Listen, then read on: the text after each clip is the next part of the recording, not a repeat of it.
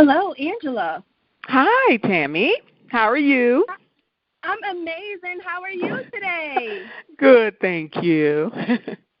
That is beautiful to hear. Us at New York Women in Film and Television, it's a dream come true to have you on our podcast, especially you being from New York City. Yeah, absolutely. We love New York. And also, we're overly inspired by your almost 40-year career in film and television, and so thrilled to hear that Tribeca is celebrating 25 years of the 1998 release of How Stella Got Her Groove Back. How does it feel, Angela, to celebrate the milestone of this iconic movie?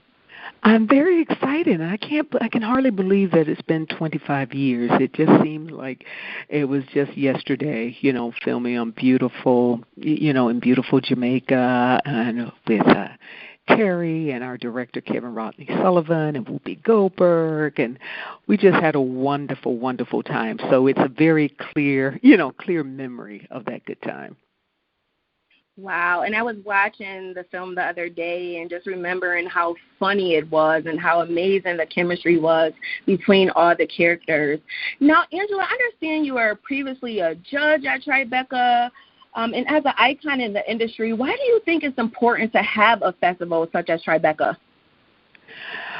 Well, they just give a wonderful platform to, of course, emerging directors and voices, artists, writers, and that's what was so, interesting and intriguing to me because I still consider myself, a student, and so I love to see how things pull together, come together, stories, diverse stories that are told, different perspectives, and I think I know that they provide that wonderful opportunity, to young men, women, people of color, those who may have put it together on a dime and a prayer, and here they have an opportunity to see their work on screen, to interface with others who are in the business, to be an inspiration themselves and to become inspired.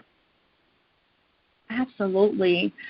What was it that made you take on Stella Payne? Was it the script written by Terry and Ron? What played a part in your decision to take on this role? Oh, my gosh. For actors always, this is the opportunity, some points easily, is the opportunity to work.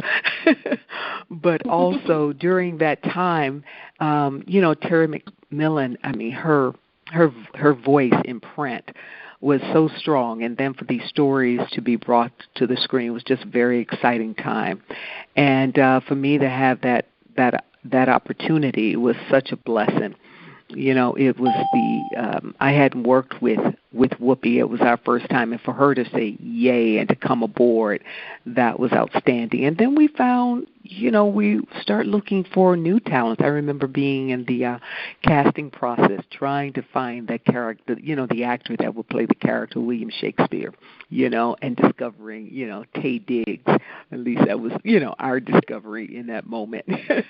So it was, and to film in Jamaica, to me, an exotic locale, up to that point. Maybe I worked on stage in New York and worked in, in California, but to be able to leave the country to go somewhere and work in such a beautiful place, beautiful people as Jamaica. So that was a dream that I didn't know I had. So I always had a desire to. And, as you heard of actors going to these wonderful locales to film, I hadn't had that opportunity. So to have Terry's words and wonderful cast and crew, and to be filming in beautiful Jamaica, and to play the story of this woman who, at a mature point in her life, she finds, love and excitement and, and possibility in this young man. That was a story that we, hadn't seen on film in all its beautiful brown chocolate glory. So there was just so much that went into the pot that just made it delicious. Made it delicious for sure. Now, after the screening of How Stella Got Her Groove Back at Tribeca, there will be a panel discussion with you and the director, Kevin Sullivan. Have you two stayed in touch, and what was it like working with Kevin?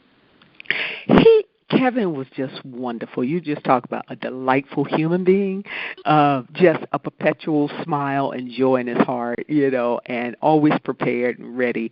But I just remember him as just being an absolute charming delight, just laughed easy, wonderful to be around, and made for a great time. I haven't seen him, unfortunately, since then, although recently I did get someone who was an actress that I know was working with him presently sent me a picture, so it was just like, oh my gosh, to reconnect. And of course, I've been excited since I heard that he would be there. I heard that he would be there, and I said, yes, I'll be there too. I'll most definitely be there. So it'll be great to reconnect with him and hug his neck. I love it. For those who will be screening the film for the very first time at Tribeca, what should they brace themselves for? Just for a good time in a warm place. I mean, you're going to feel like you went on vacation a little bit yourself, I hope.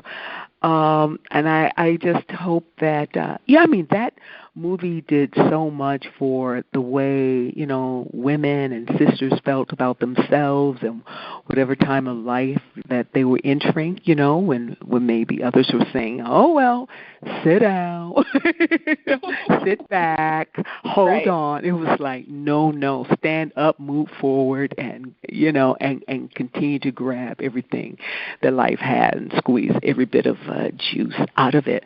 So I hope that they will see that. Maybe we've seen more of that since the premiere of Stella, but it really was pretty different, revolutionary, I think, for its time. But I hope that they'll feel like they're on vacation, that they'll have fun, that there'll be some laughs, some surprises, and just enjoy yourself. That's what we made it for.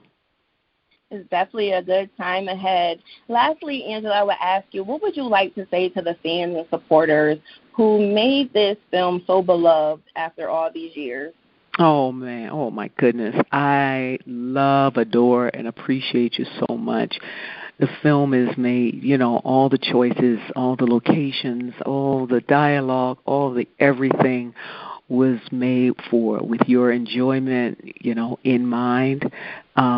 Thank you for embracing it. I'm sure Jamaica says thank you too.